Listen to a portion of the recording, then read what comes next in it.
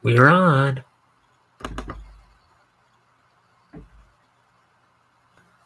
Hi, I'm Adam Carolla. I know that Vermont Teddy Bears produces over 500,000 teddy bears each year. That's almost enough teddy bears for over 500,000 kids each year. I know what you're thinking.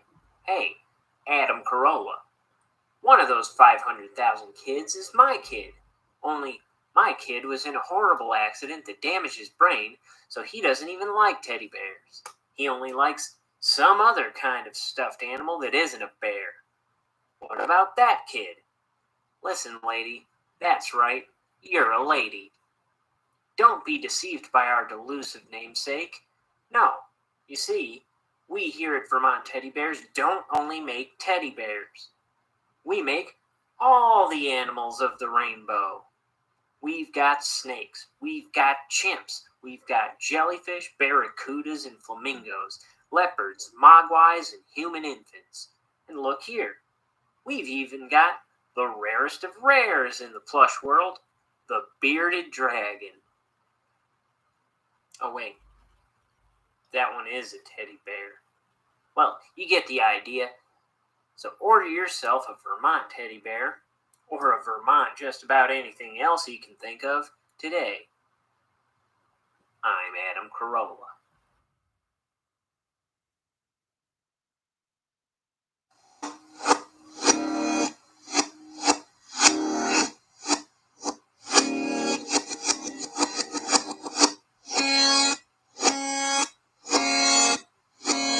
It's time for Ink the Book Show with your host, Ryan O'Connor. And now, let's ink the book.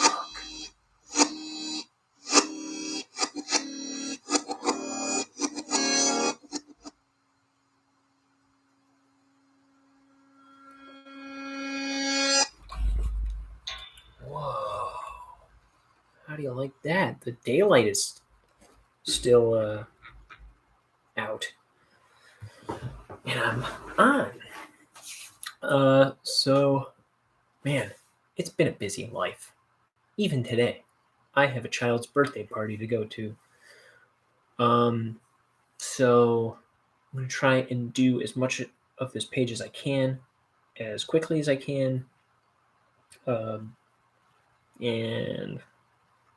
get out of here, hopefully, soon. I'm going to turn this light around, turn this camera around. Let's see. I got to do the panels still. Usually I like to do those off camera if I can, but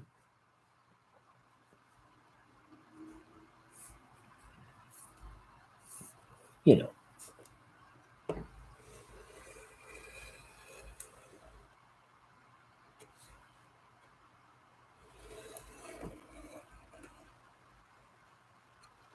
So, my brother last night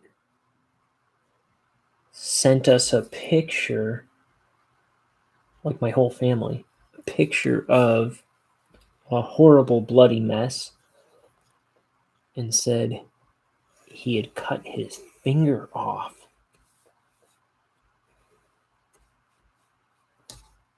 Which upset a lot of my family, particularly my dad. And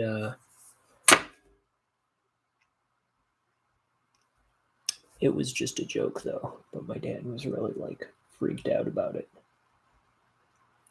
And my mom sent a text later in the night. As far as I guess the story is that she either didn't understand how upset my dad was about it, or she was trying to embellish how my dad was reacting, and made comments about how he almost fainted at dinner, and like how she's never seen him like this, and blah blah blah. So I wasn't sure. It wasn't clear to me whether or not she was referring to his reaction to that, because it was hours later, or if it was a separate thing, because I know he's been dieting lately, and it sounded like might have had something to do with that to me. So I went by to visit my dad this morning, make sure he was okay. And he's like, yeah, I'm fine. I don't know why your mom said all that, but I was just upset about the whole my son may have cut his finger off thing, and then it turned out to be a big joke.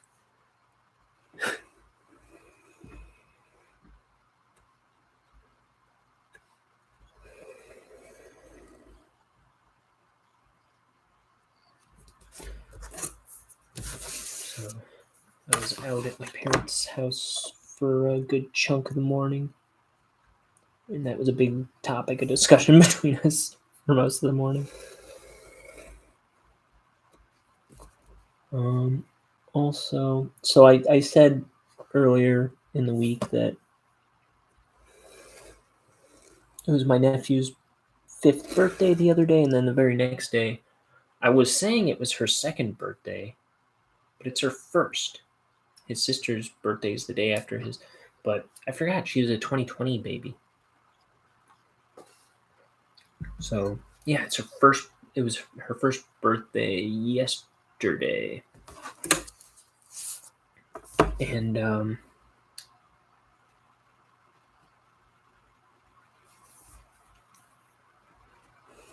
yeah, so they're having a party today,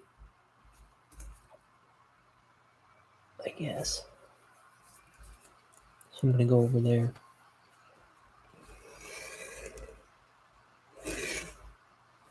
But I gotta start being able to make time for this job.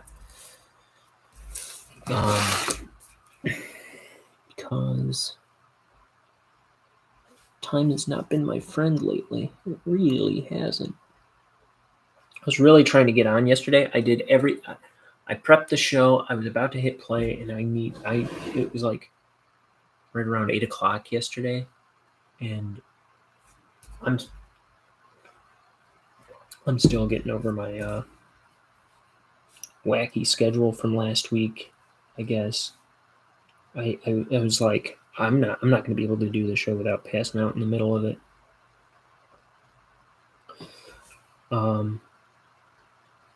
So,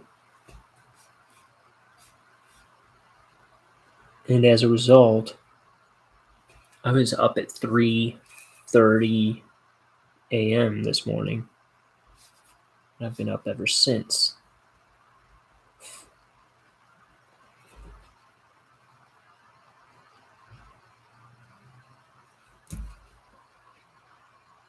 But I've been up super early the past couple days. But like, I can't be doing shows that early. I've got there's other people in the house. I'm trying to sleep. And then I got other places to be in the morning. I don't know. I might have to just start inking this when I can, whether or not I can film it.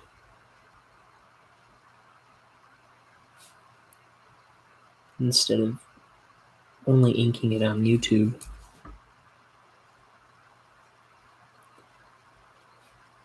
But I have been working on a lot of sketchbook drawings and coloring those in the early morning.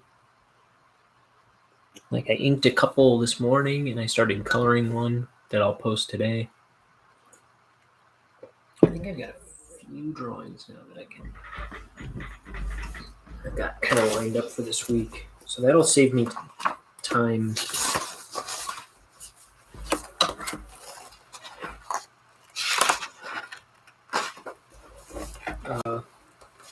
In the next few days.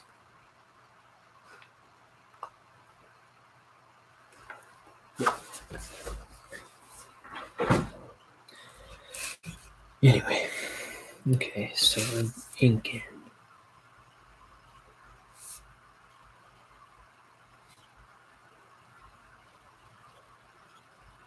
So I ink my panels and my sound effects with these Copic multiliners. This is a size Copic multiliner SP. This is a 0.5.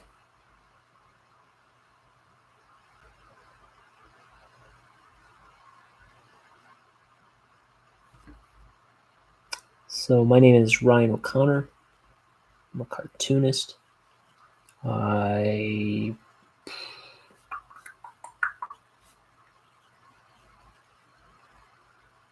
making my first graphic novel. It's a 235-page book. Woo. It's a 235-page book. Bonehead is this little guy here. Bucktooth skeleton that works at a poison factory.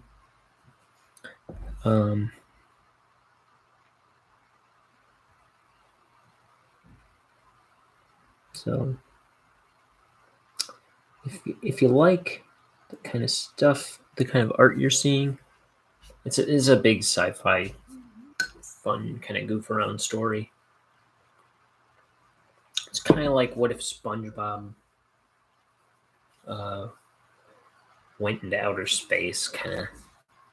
It's kind of how I would sum it up. Or what if SpongeBob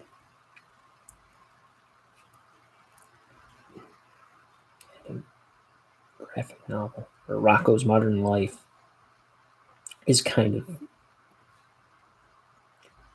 It's kind of like that, only it takes itself a teensy bit more seriously. Teensy bit. I don't know why I'm putting this M behind this guy. I guess I should.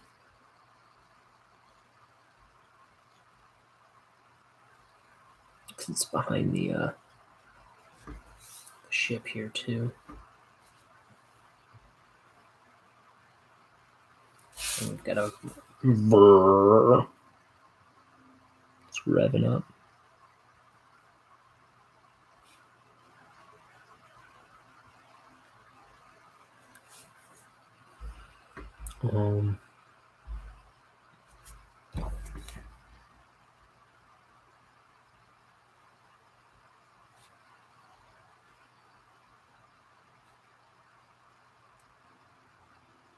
Let's see, what have I been up to? Mostly just drawing.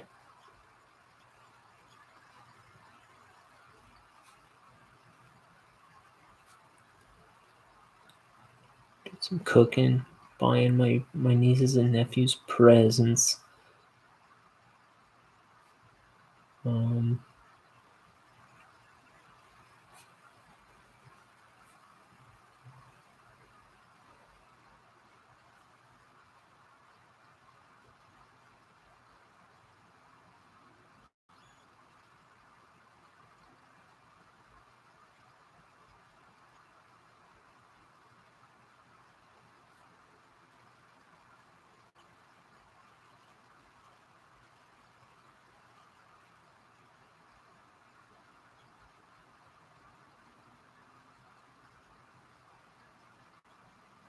Let's see.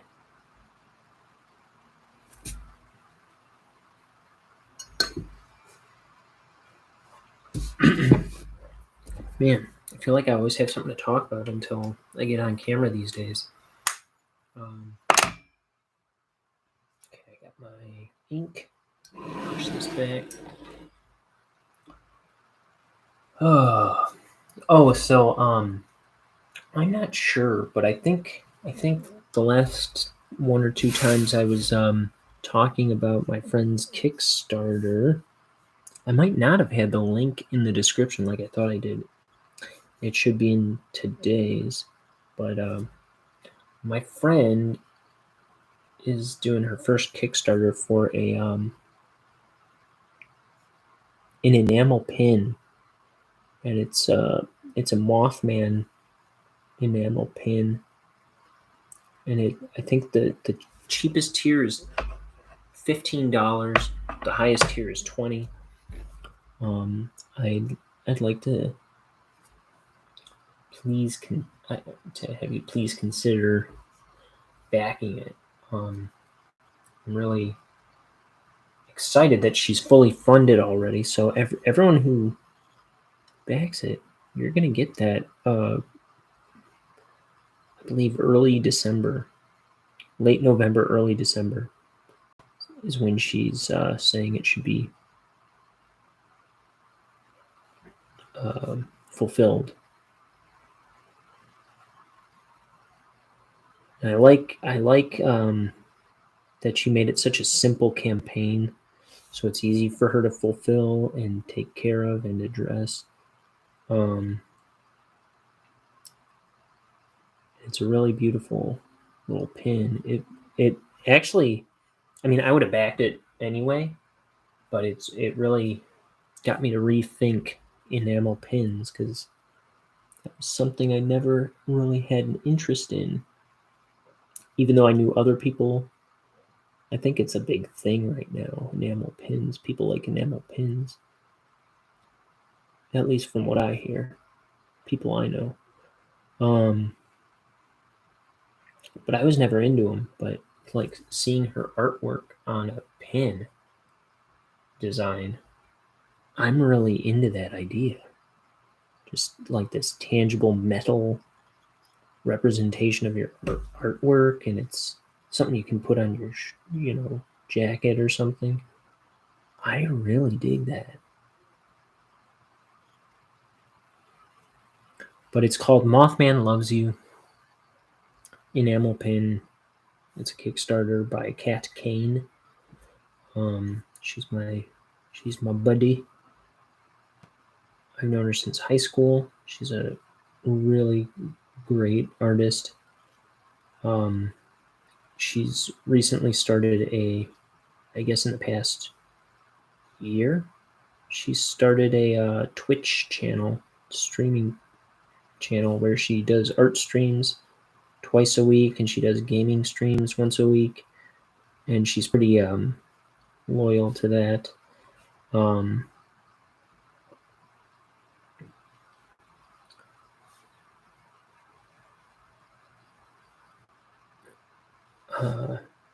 So feel free to check her out over there at Catechus Flinch. I still have yet to put that link in my links, but I do have the link to her Kickstarter in the description of this video. So please, I encourage you, check her out. She's up to $800, which is 300 over her goal. I'm so proud of her. And every backer now gets a print, like a little poster print of the Mothman character.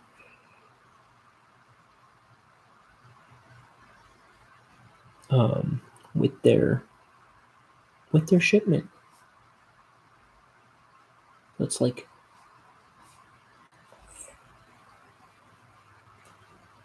free stuff. And I wonder if we keep getting her dough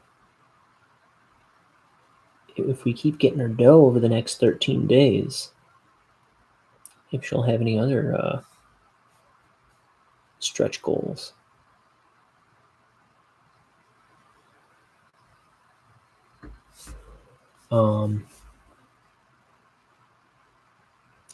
But the important thing I like to tell people about Kickstarters is that don't wait till tomorrow if you are planning on backing one. Because I have had, and I mean recently, like the last two Kickstarter, the last two crowdfunding campaigns, I was going to back. I I was really into them. There's an art book series that is actually launching another one soon. So I can't sleep on that one either.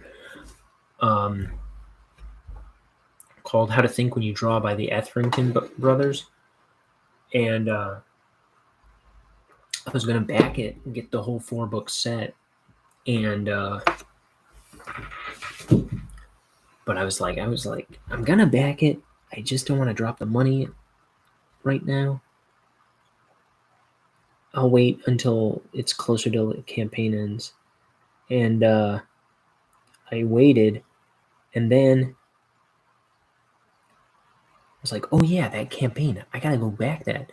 And I went to the campaign, and lo and behold, it was a day late. I had just missed out on it. And then same thing happened with the next campaign I went to follow. This was both this summer. And there was a campaign for Rad Plastic. It was a Teenage Mutant Ninja Turtles like figure book, like where it kind of talked about the history and process of making the Playmates figures back in the day, and it had a bunch of photographs of like original like scrapped sculpts and like process sculpts and like notes and illustrations of toy designs that may or may not have ever seen the light of day. And man, I was into that.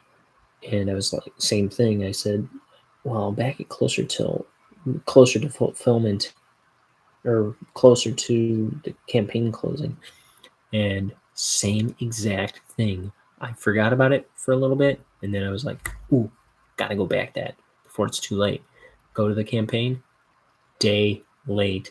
It had just closed the day before. So I say, don't wait on crowdfunding campaigns. If you're gonna back it if you can help it. Especially if you're supporting, if it's to support local artists, don't wait. Don't postpone joy. That's my advice to everybody.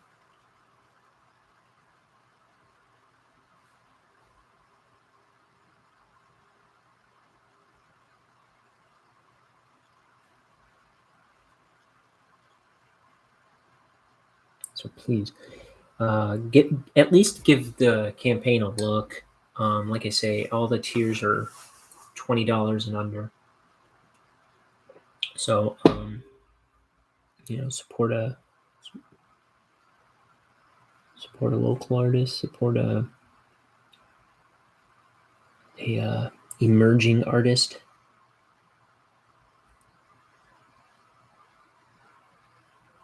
And one of the perks of the 2 upper tiers is that you get a handwritten thank you note.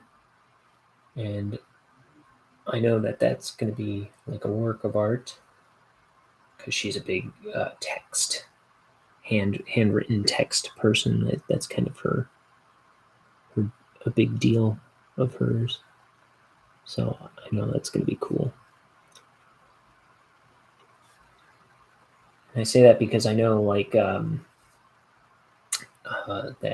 that would not be necessarily be a selling point on a lot of campaigns I back, but with her, I know that's going to be really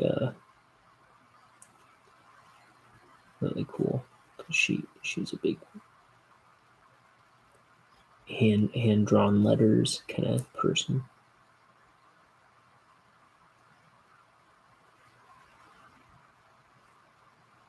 She works like hand drawn letters into a lot of her artwork too.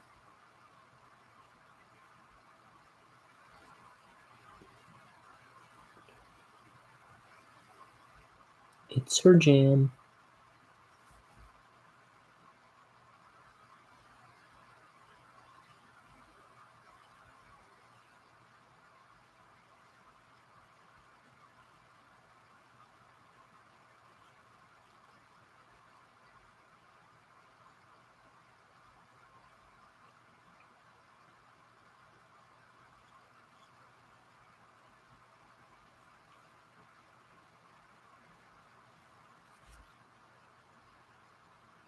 So these are the astronauts getting back on their ship after stealing this orb from the king of planet Montana. I need a point. I can't be drawn without a point.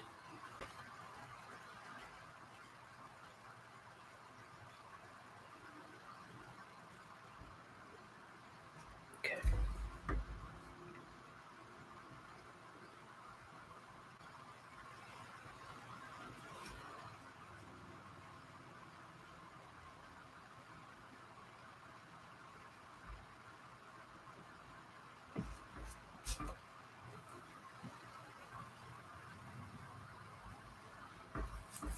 Let's see.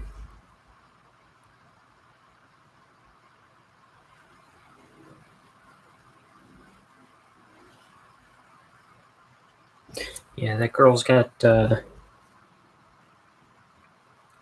believe it was 13 days to go. Let's see. Let's pull up that campaign here.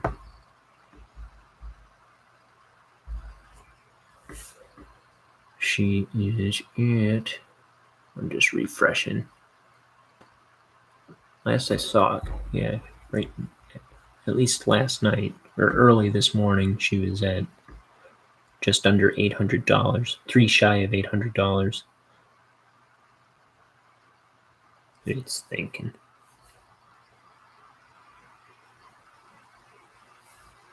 Yeah. So she's $797, 42 backers, 13 days to go. Where's my? Here we are.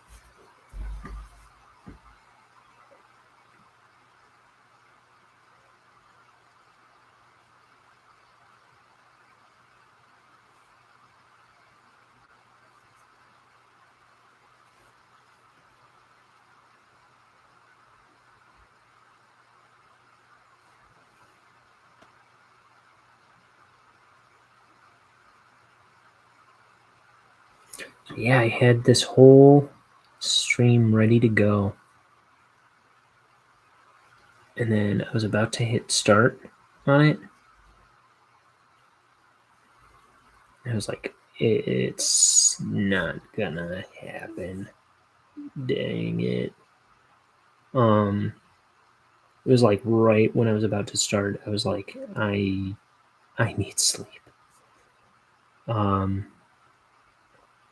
It is hard. I did a week of like backwards schedule where I was up all night every night and sleeping during the day, and it's jacking me up. It's still messing with me. Doesn't help that I didn't go right back to sleep when I woke up at 3:30 a.m. But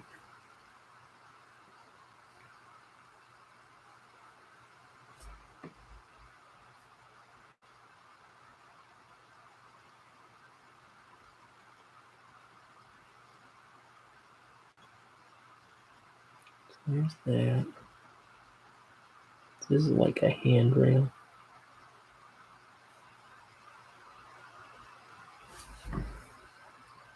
Mm-hmm.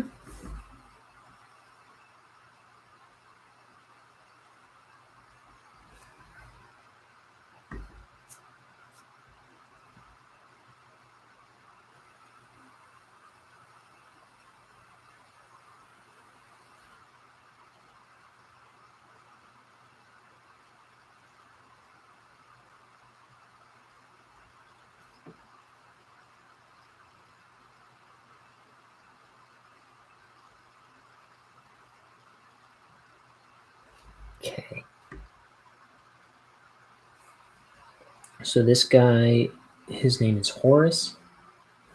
He's kind of like a soft-hearted lug. He's just the other astronaut here's assistant. And the other astronaut is Denton Crux. He's the founder of the poison factory that Bonehead works at. So this story opens up with the backstory, part of the backstory of Bonehead's boss.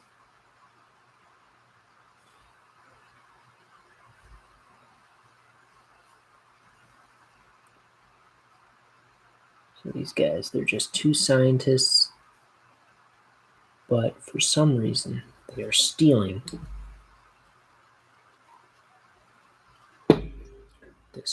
this orb from a king on a different planet, an alien planet. Yeah, there's a lot of sci-fi stuff in this book. There's teleportation, there's aliens, there's space travel, there's giant monster bugs.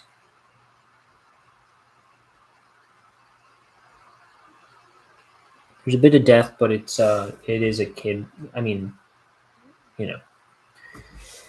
I'd say it's a PG story for everybody. This wasn't part of the plan, but I think if just for the sake of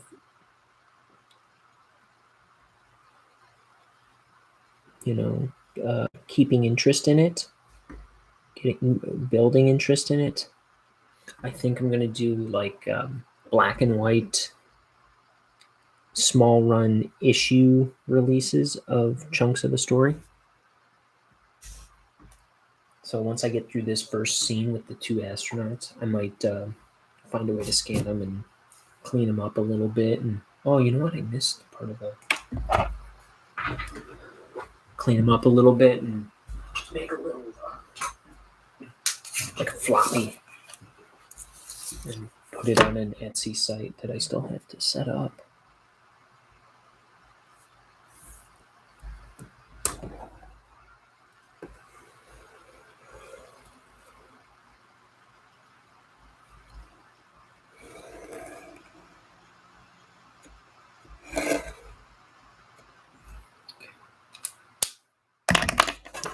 Bam. Okay. So it's 2:03. My niece's birthday party is just technically starting now. But I'm gonna leave in an hour.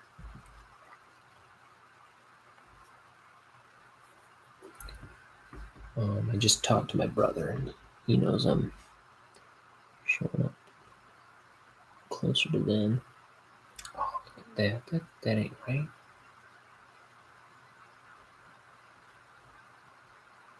Oh, I see. It's a step.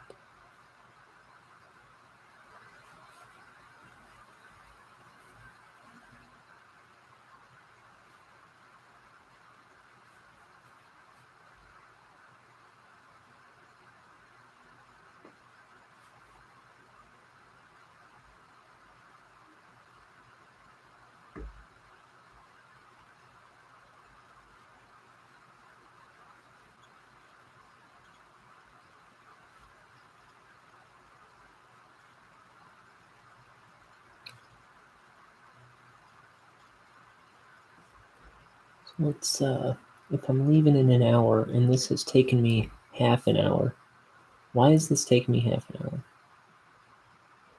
Well, I also did the panels.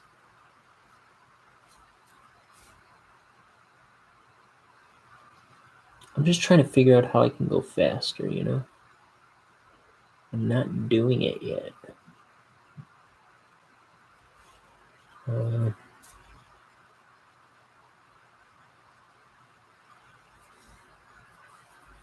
Let's see now.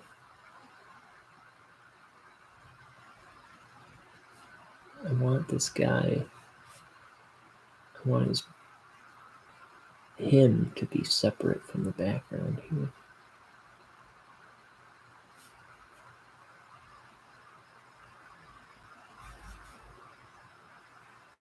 Because this other guy, he's got a couple legs here. He's walking into the ship. I don't want him to blend in too much, you know what I mean? I want you to be able to tell it's a guy there. So one subtle thing I was doing, hopefully to some effect, is I'm doing thin lines here, and I'm also stopping them just shy of touching the character. So hopefully it'll like kind of subconsciously set him in front of that background.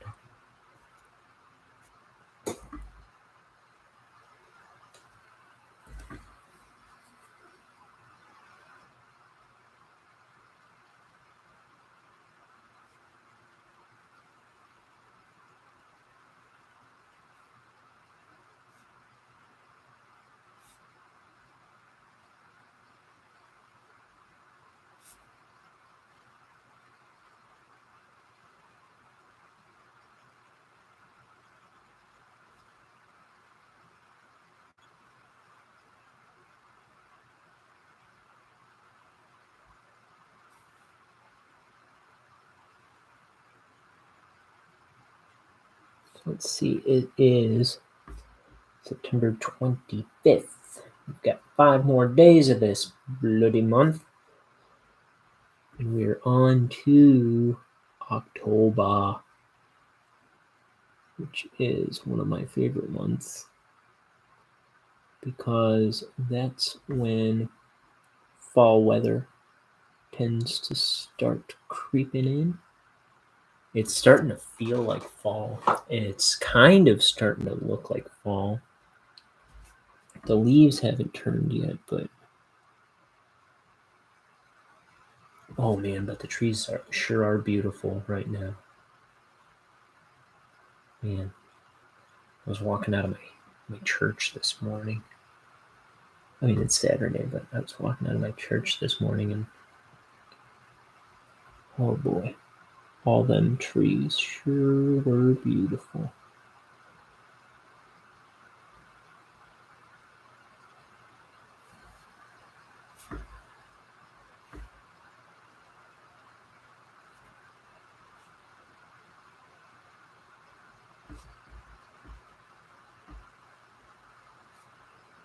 See, they're not quite fall colors yet, but there were a lot of bright yellow trees that just looked amazing. They're still like greenish yellow.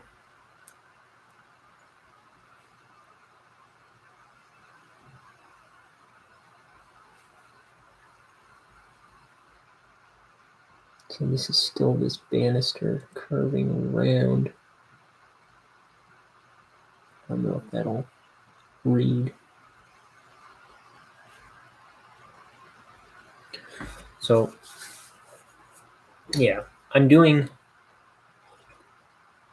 like a long form comic for the first time, so I'm trying to like start building an audience for my artwork for the first time, really. I'm trying to like make a make a project to put out there for the first time. So I'm kind of like learning as I'm going. I'm trying to take it as seriously as possible. Like, I want to make good art. I want to make art that, when people see it, they're going to be like, I want that. But, I'm an amateur at, just at that kind of thing. So I'm trying to learn And hopefully I'm doing something right. But if you think you might stand to learn something from watching me learn, I'm trying to ink this whole book right here on YouTube. So feel free to come on by and pick my brain about it, or just watch.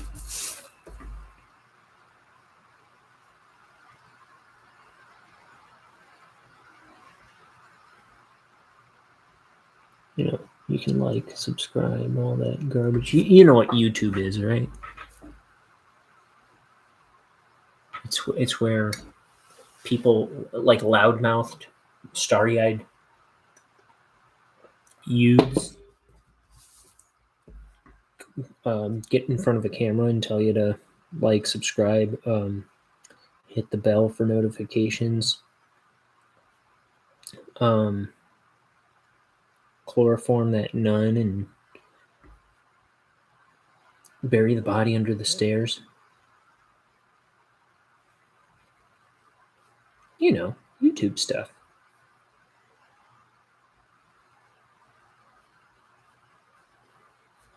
Okay.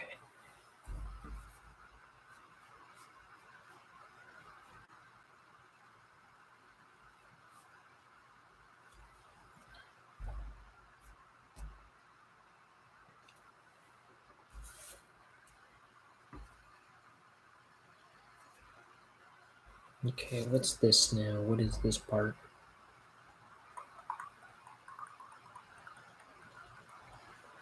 Somewhere I have a model sheet of this ship. Oh, wait. But I also have a page with it right next to me somewhere. Somewhere in the stack.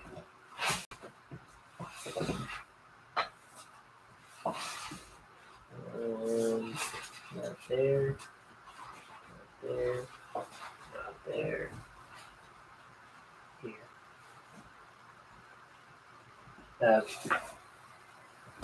Just want to make sense of this before I go ahead and start inking it, you know?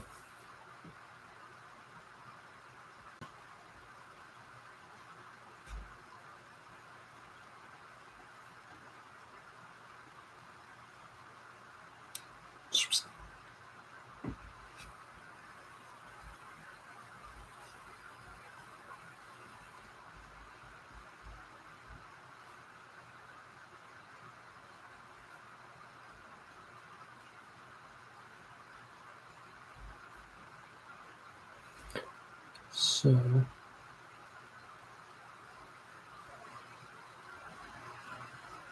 yeah, I'm gonna go this to black because it's a different surface.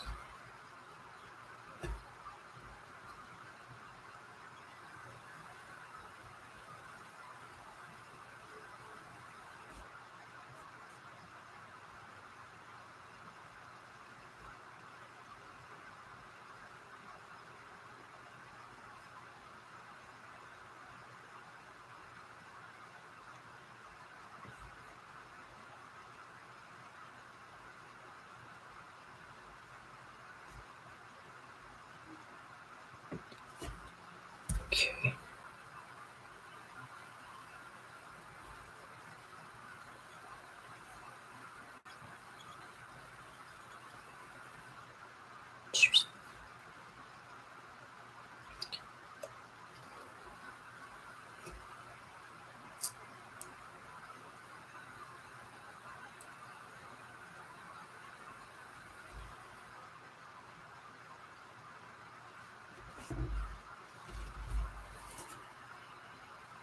Okay.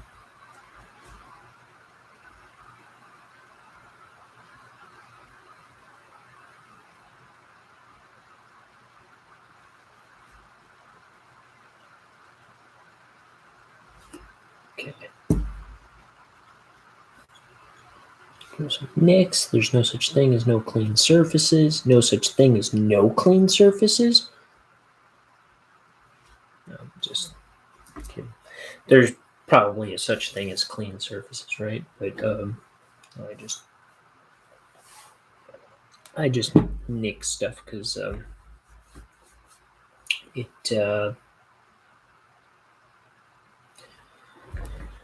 if a drawing, I don't know, if it feels too untouched, it almost doesn't feel finished. Is all. Is mainly the thing I think with me. I gotta figure out how to make it a little more designy than just dirty. I think would be my advice to me. There's this guy I follow on Instagram named Neil Coney who does hilarious comics. It's very cartoony, but I like what he does with. He has like all these stylistic little flourishes that he adds to his drawing, where he does like these fat hatch marks and like just scribbles of shadow that he kind of puts all over the place. But it's like a nice personal touch that he does kind of, I assume for the same reason. It just kind of like gives presence to a surface and stuff, or a panel even. The panel itself. Oof.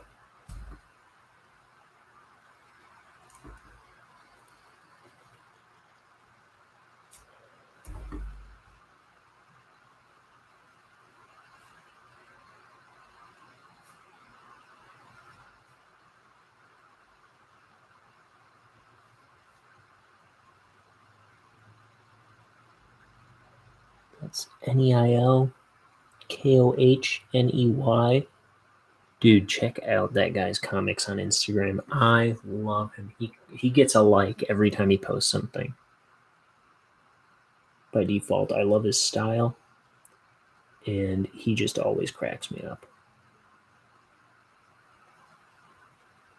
It's like, even if I were to get a sour comic from him, I'd probably give it a like just because he is so consistently good. I gotta buy something from him. I know he has like he does a Patreon, and he has like he sells shirts and stuff.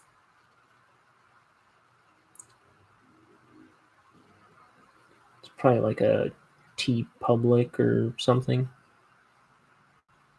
But I gotta throw him some dough because he is just one of my favorite dudes on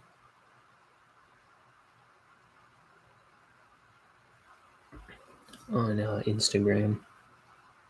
I don't follow a lot of comics on Instagram. I haven't found a whole lot that I like. There's a couple I follow. I even follow one that I think is just not very good at all.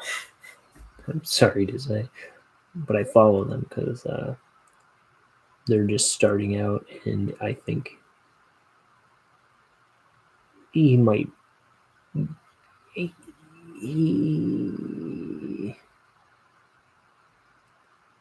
reminds me of me a little bit. I don't know.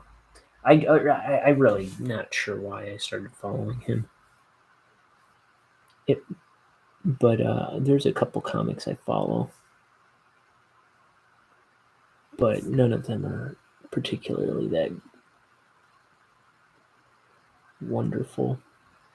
But I really like that Neil Coney guy, and his comic is called The Other End, which I think is probably just to sound kind of like The Far Side or something. I'll bet that's what it's a reference to. But he is funny.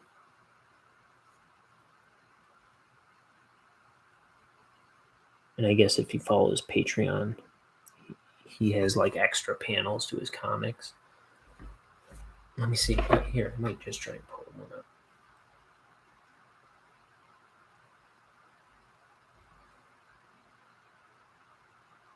You know, Yeah, Neilkohney.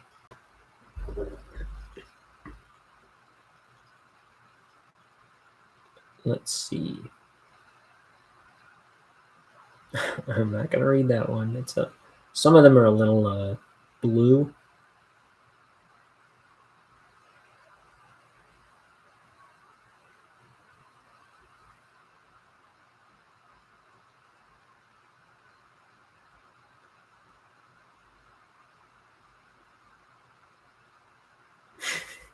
I think this one's probably good.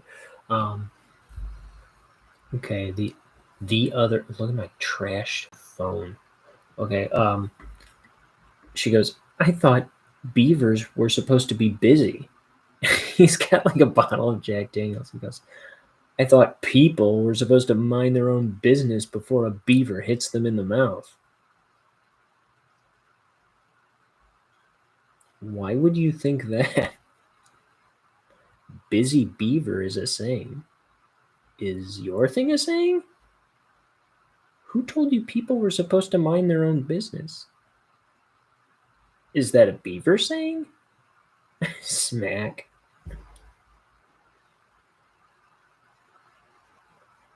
Let's see.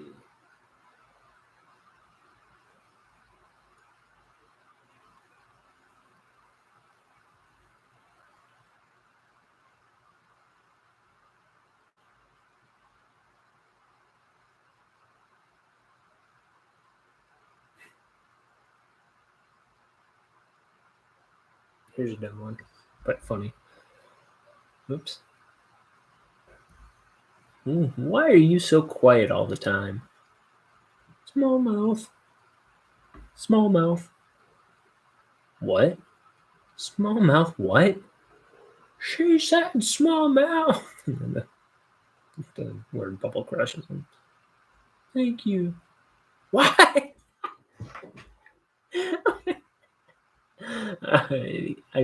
I've seen that one already. I forgot about that ending, and it cracked me up.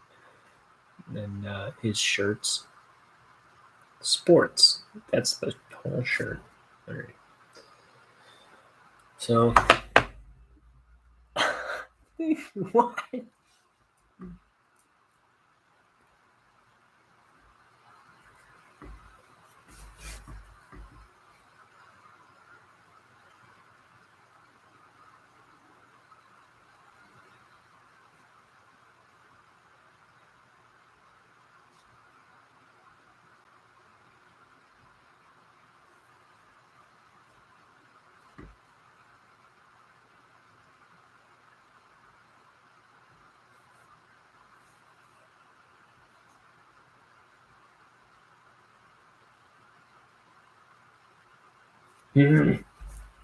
Splitting brush. It's the bane of my existence.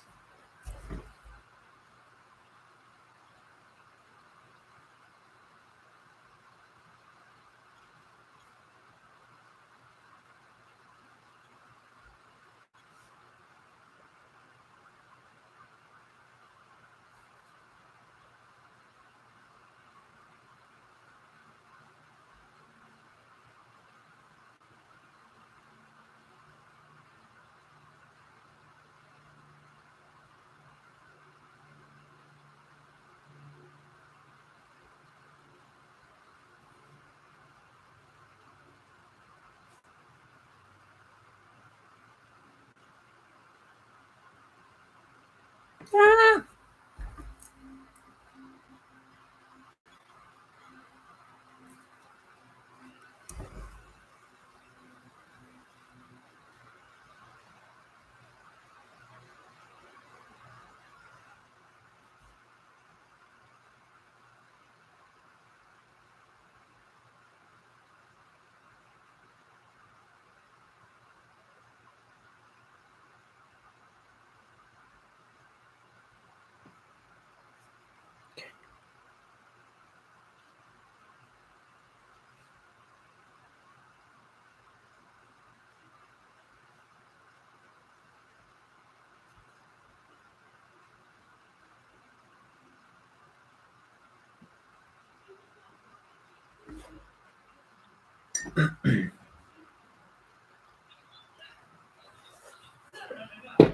You know what I should do? I should do another review thing, or not review. You know what I really should do? I should read that book I reviewed. I reviewed something I didn't read. No, that's why I don't want to call it a review, but it's kind of like a spotlight thing I did on that solo book. I haven't read that yet. But I should do another one of those things. What is it called? Ryan Won't Shut Up About.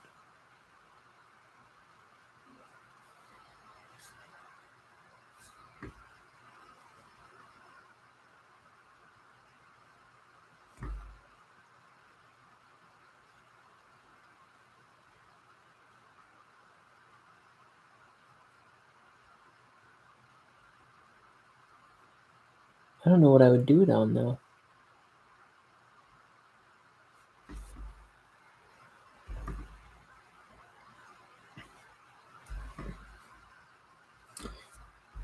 You know what I've been really into lately? A while back, like maybe a month or so ago, I was rewatching Venture Brothers, and now I was listening to some interviews. I'm getting really back into. I mean, not that I ever wasn't into them, but now this is about the time we should be expecting a new season, but they just recently canceled it, and it's coming back for. I mean, they said instead of a new season, they're going to do a movie.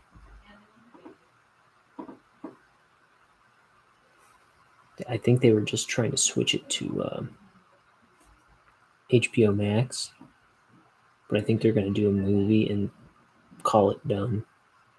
Is what's going on now.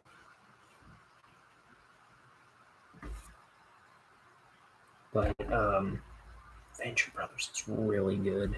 I got to do something on that, I think, because I don't even just want to watch it on what is it, HBO Max, Hulu, whatever it's on right now. HBO Max. Yeah. I don't know. I want to pull my DVDs out and watch it on there. Listen to the commentaries. I love Doc Hammer and Jackson Public. They are amazing.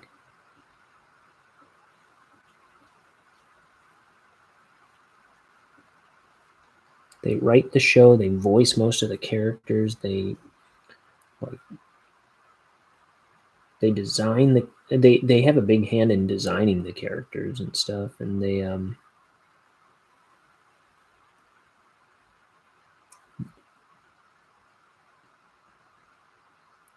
done music for the show, or Doc Hammer's done music for the show. He also does a lot of the graphic design for the show. Like anytime they need a logo, he's always designing it. They run a shirt club every season where they design shirts to go with each episode. That's only available for the week that episode comes out.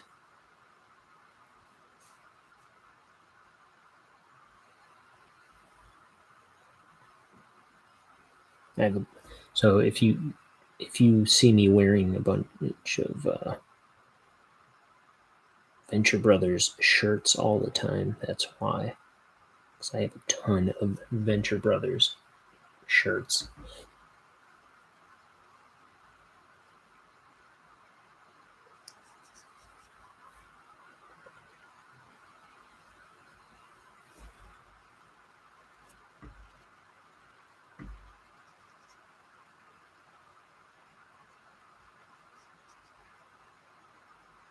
And I guess the one guy, Doc Hammer, who is endlessly interesting, but so is Jackson Public. I guess sometime during the production of season 7, he was in an accident that was supposed to render him unable to walk for the rest of his life. And he's kind of come around on that. Like, that blows me away. I was listening to him talk about it in an interview, and which he has not said how it happened, and he hasn't really talked about it much at all. But there was this one interview I was listening to recently where he was talking about it, and when he kind of said that he was pretty much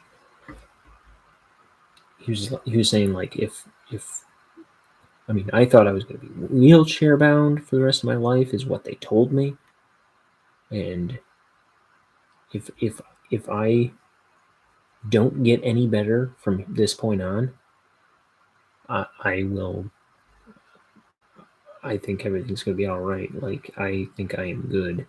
And when I heard him say that, he was saying, like, he's in a little bit of pain and gets really tired, or he's in some pain when he walks and when he gets around and he gets really tired, but he can do it. He's like, if I don't get any better, I will still be fine. And I mean, when I heard that, I was just like, I almost started crying. It blew me away. It just warmed my heart that he was okay, or that he came out like that on the other side. He was like talking about how into wheelchairs he was getting, and he was like trying to like make his own custom wheelchairs, and he's like, I want a wheelchair without handles so people can't push me, because that's lame, and like stuff like that. It's like, I don't want people to think they have to push me around. I want to be able to do it myself. And he's like getting all into it, and he's like talking about how, like, when you're wheelchair bound, like your wheelchair kind of becomes like your outfit. It's like part of your clothes. And man, I love Doc Hammer. I love Jackson Public. I love the Venture Brothers. I love everything about it. I think it's freaking wonderful. I have to do something on the Venture Brothers, I think, eventually. If it's not what I do one of those on next, it's probably going to be because I'm still trying to pinpoint all the things I want to say about it.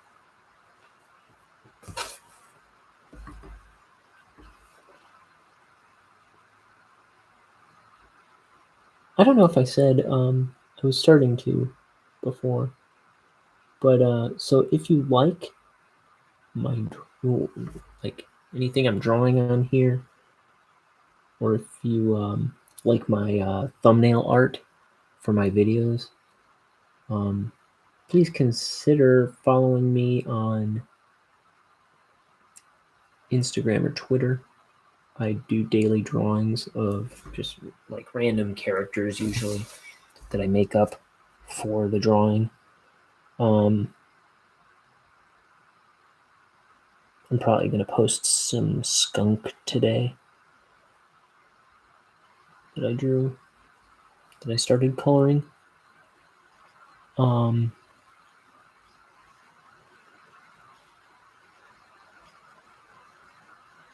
Yesterday I did a horse. The day before that was a werewolf. I had to cheat and look back behind me where my sketchbook is sitting. But yeah.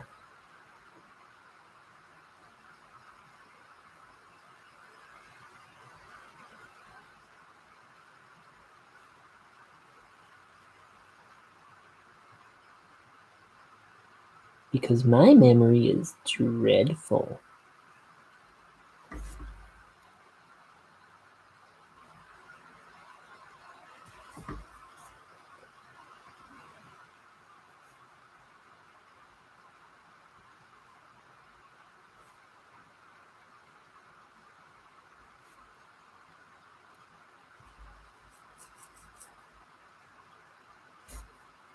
There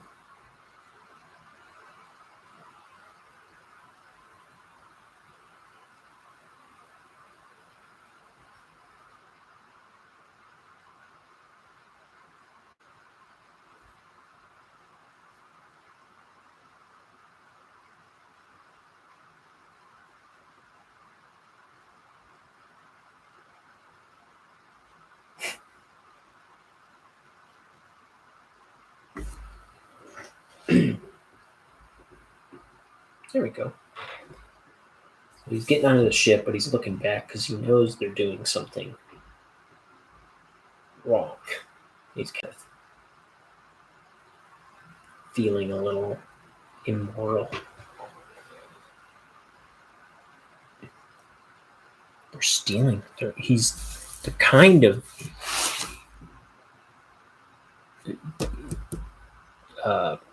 giving all these guys a death sentence by stealing this thing. It's gonna, because without that thing, their planet wasn't going to last very long. It's kind of a thing that unfolds in the book. Like you kind of get more of this backstory as the story unfolds, as the book goes. It kind of keeps revisiting this planet and this guy's backstory. But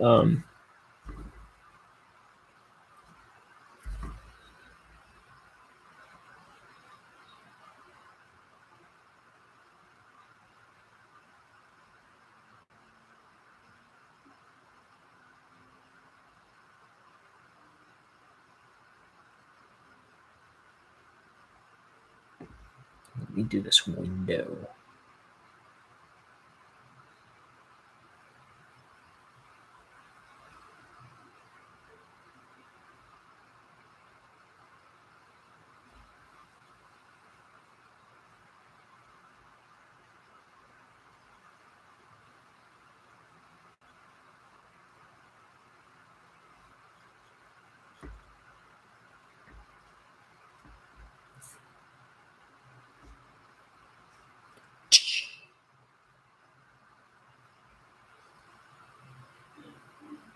Dang it.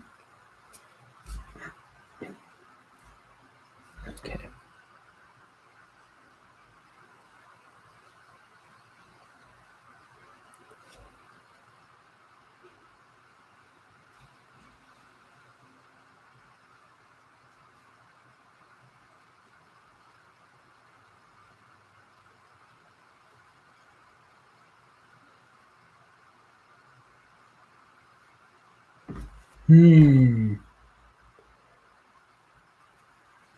Darn.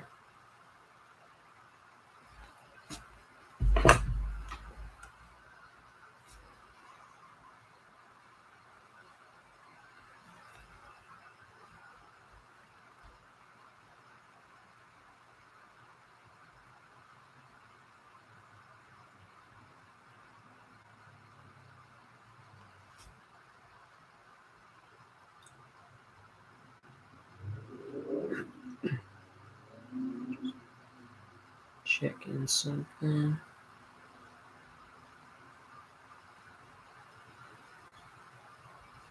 What? Dude, what the what? I just went to a. Okay, I just ordered something from Target, but also I just went to a Target, right? I didn't use a Target card or anything. I just got an email asking how my visit at that particular Target went.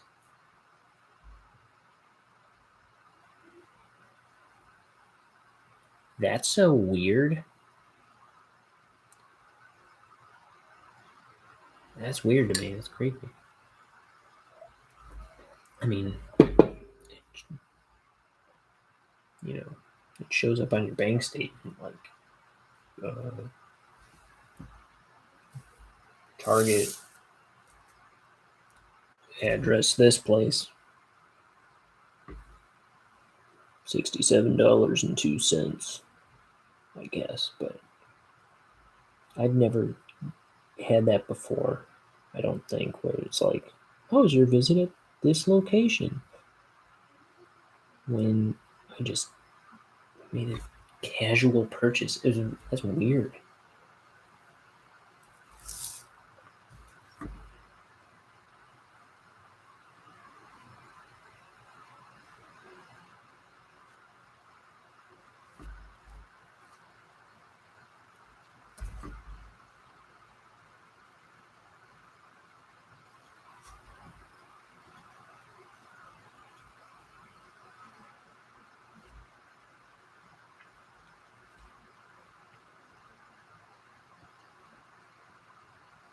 Okay.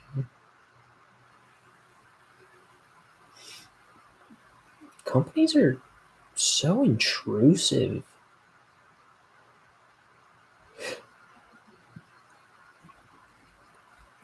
I mean, not that in particular, but like big whoop compared to everything else. But I mean, like,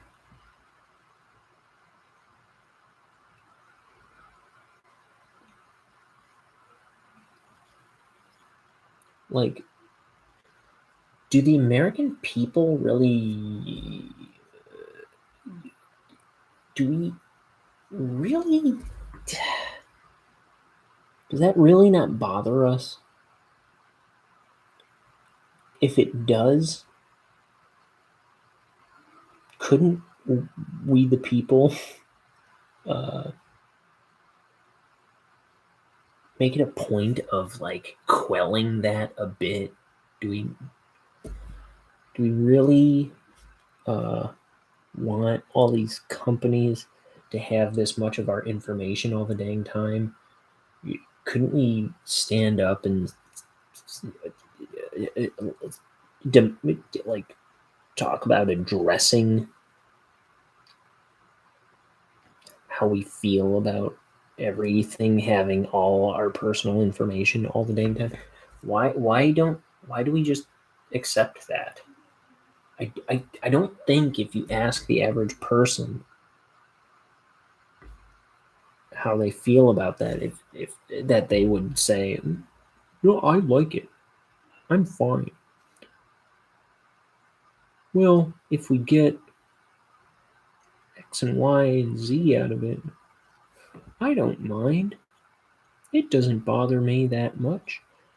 Like, I'm pretty sure people are still bothered by it. We just don't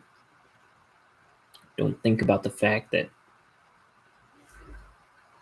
we ought to kind of have a say in it instead of it just being part of how things work.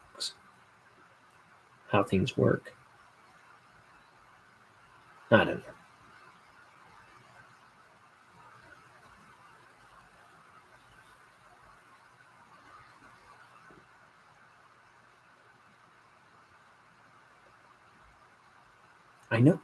I know people are a little disturbed by that. Why do we just accept it as a thing? Of course, I could care less that it emailed me that I was at their location a minute ago. But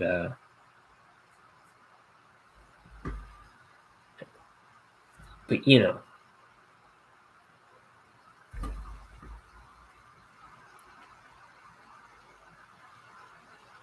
every place wants your phone number, your address. Your address is kind of a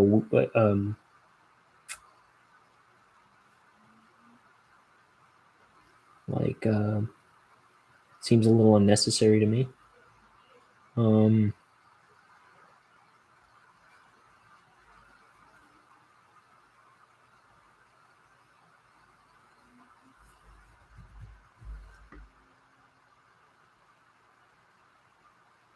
Email, like,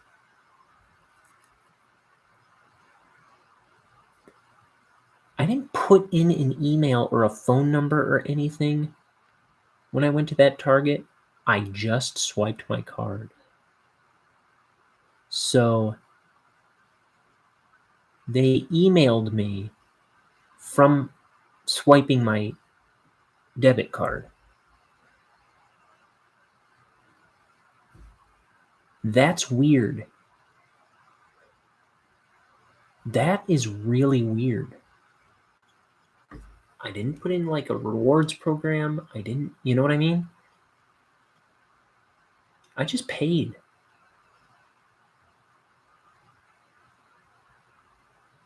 That's where it gets eerie to me. That's what's upsetting me.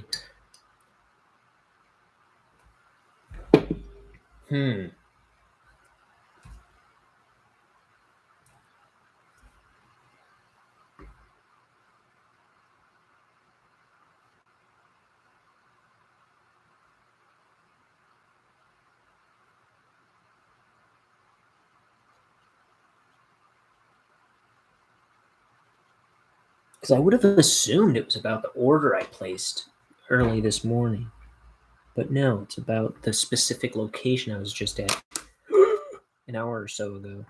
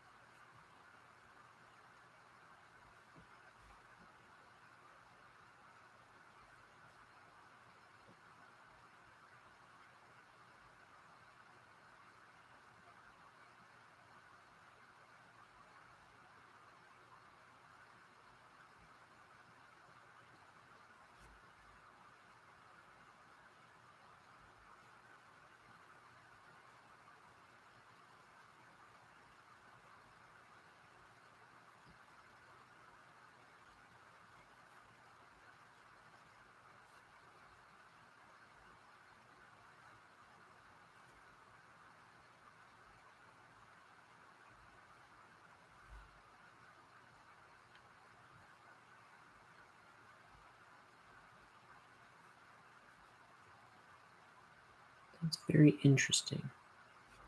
I've never had that happen before. Or if I did, I'd probably put in a rewards card or something.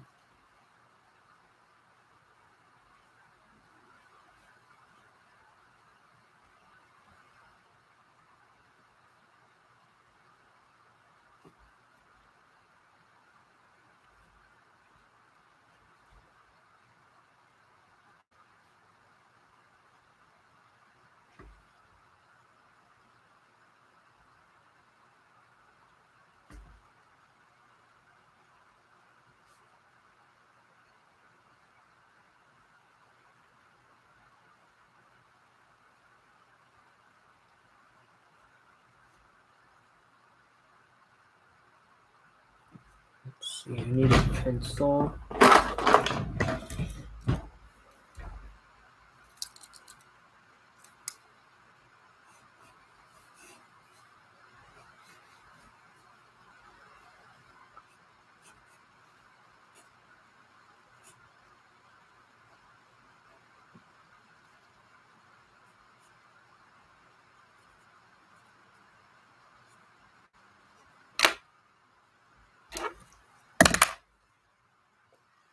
See, it's about 10 to 3, at which point I'm going to leave.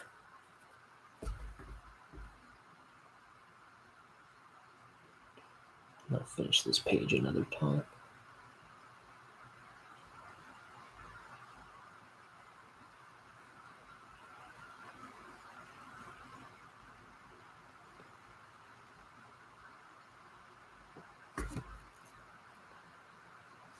As much as I try to plan my free time for doing this, it's like there's always something lately that messes it up.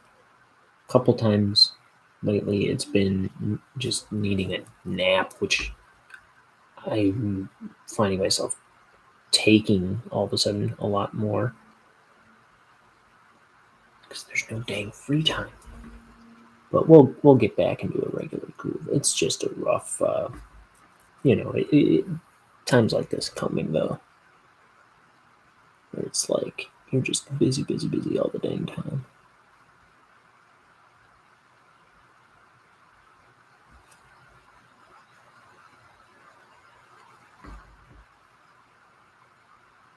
I'm just kind of I'm just like extra self-conscious about it because it's interfering with the regularity of this show. I would prefer to do it every day, and I missed the past 2 days in a row. You know,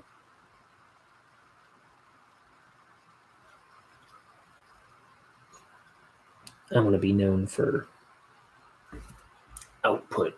I feel like, and consistency and regularity,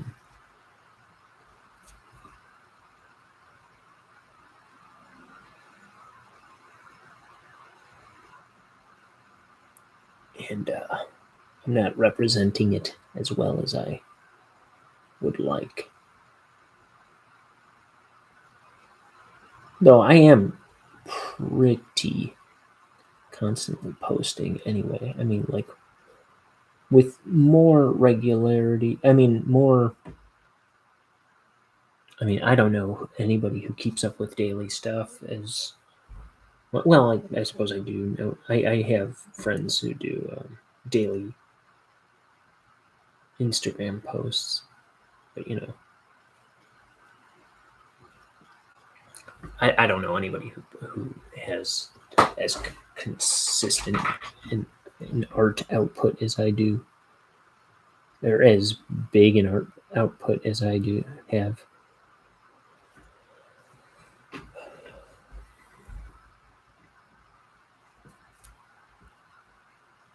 At least not a public facing output, you know.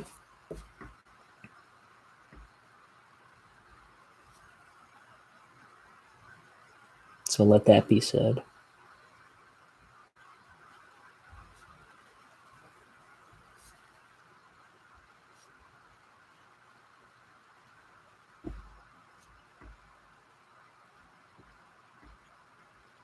So I have to consider that every once in a while, that kind of thing, when I get down on myself for not going. Um, to remind myself how much I do.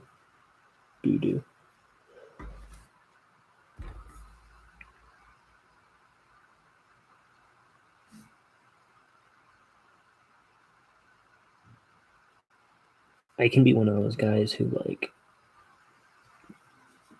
takes a minute to rest, and I feel like I'm not doing anything. I'm not doing enough. It's like, are you kidding? Everyone else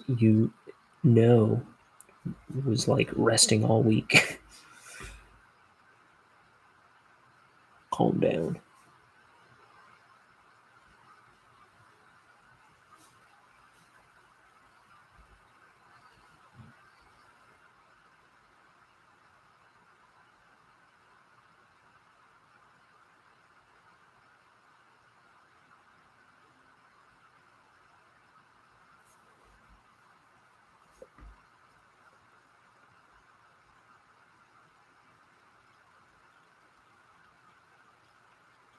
So I got my nephew.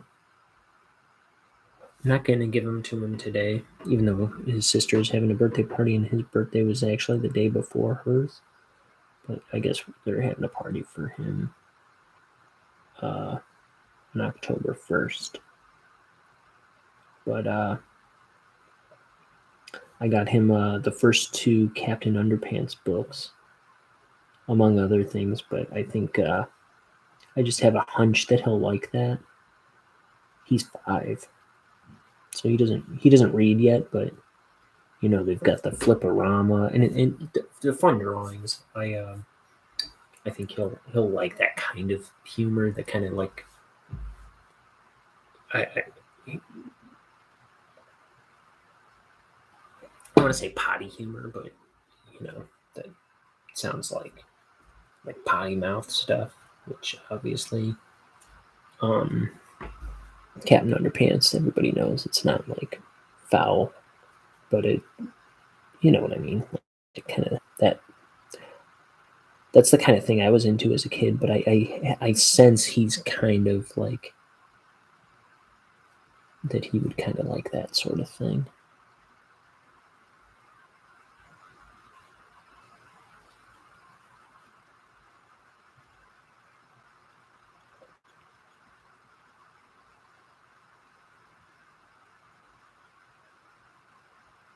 It's the full color version, which I've never seen before. Like I stumbled across the first Captain Underpants book when I was in 5th grade, and they were always black and white.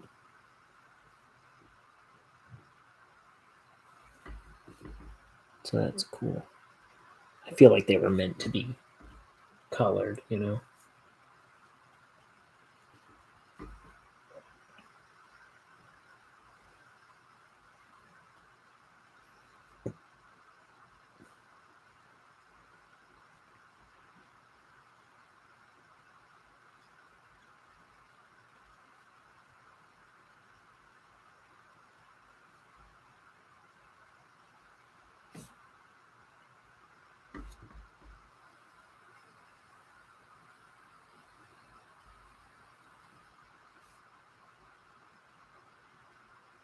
Carve that possum, children, carve that possum, carve him to the heart. It's a Brian Duwan song that came on my phone earlier today. I love Brian Duwan. It's all like made up folk songs and stuff. At least that one might be a real one. I don't know. It's hard to tell with some of his stuff. I'd have to get that album probably to find out. I mean, the physical album. Which I had half a mind to do. I love that album so much. That one is Brian Duwan, Words of Wisdom. Which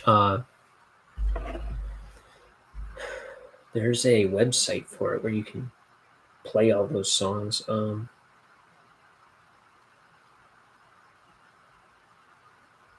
it's on Spotify, I suppose. I'm new to Spotify, so I don't think about Spotify.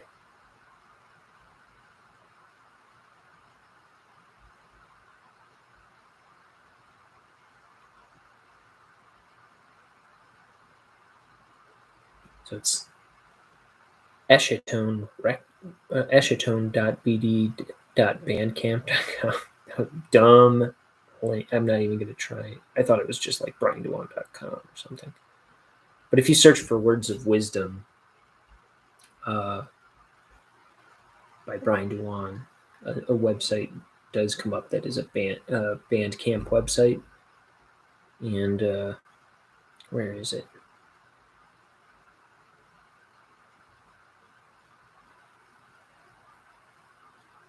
You can buy the. Oh yeah, it's right on that page. Okay, if you scroll down a bit, it's got all the tracks there. Words of Wisdom, Kettle Valley Line, Civil War, Horse Named Bill. I didn't mean to play that. Well, it's 3 o'clock already. I thought I had 6 minutes a second ago. Literally a second ago, I looked.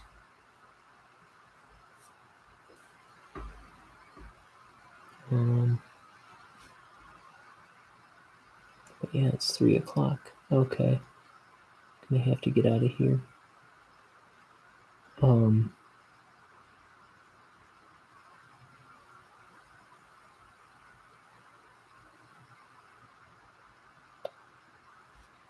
yeah, he's a fun artist. I love so much of his music. And I don't think he does stuff anymore. I mean, he's surely in his 60s. Because I know he kind of came up with They Might Be Giants. He was a buddy of John Linnell's. And they're in their 60s now. Well,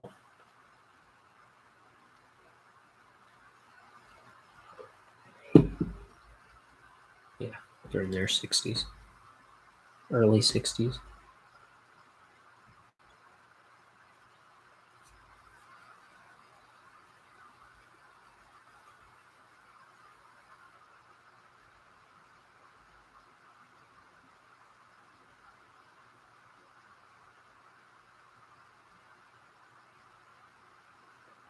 Finish up the ship itself. I'm not going to do them in there because I'm probably going to do that interior stuff with a pen, my multi-liner. And these guys down here, I'll probably do with a multi-liner. I'll finish inking the ship, and then I'll wrap up this broadcast.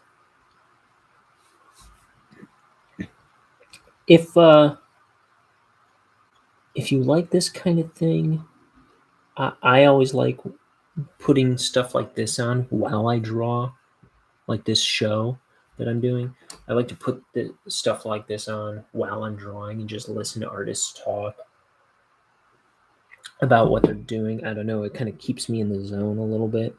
So I don't know if that's the case with anybody else, but if you like this sort of thing, please tell your friends, tell your art friends. If you know anyone trying to make a graphic novel for the first time, send them this way. They could ask questions in the chat. I could talk about what I'm doing, how I'm doing it, what my process is. I'm happy to talk about stuff like that. Or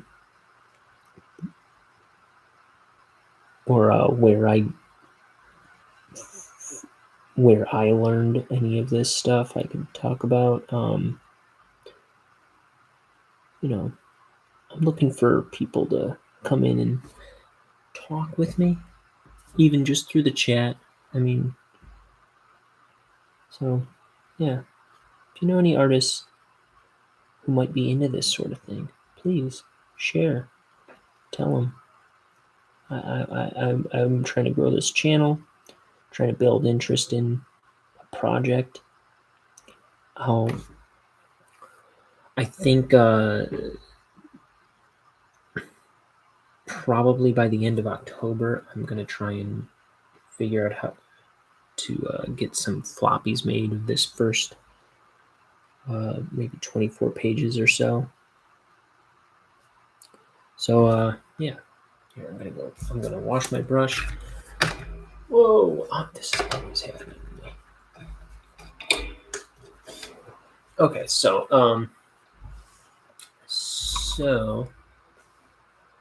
I'll finish this page up another time, probably tomorrow. We'll see. The way things are, who knows?